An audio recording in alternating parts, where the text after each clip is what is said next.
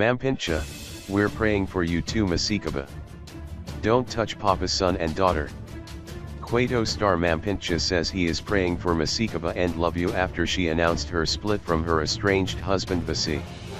It is no secret that there is no love lost between the two after Masikaba had a hand in bringing to light allegations that Mampincha was abusing his then fiancé Babes Wajimo. They got involved in a heated debate on Metro FM when the station gave Mampincha his right of reply. The drive host felt a frustrated Mampincha was trying to avoid important questions and the interview ended on a sour note. And so, when Masikaba announced her split from her husband on Wednesday on Instagram, Mampincha was one of the first people to comment. Mampincha, real name Mandla Mafumulo, was quick to remind Mashechaba about the tricky nature of relationships.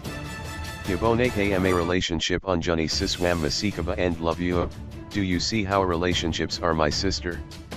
Like I said to you before, relationships are very tricky, kodwake na size akuthandazala, but then we will pray for you too. Enjingobaneta size asem handazwini namanye. As we are in prayers ourselves right now, God bless you, Mampincha said. You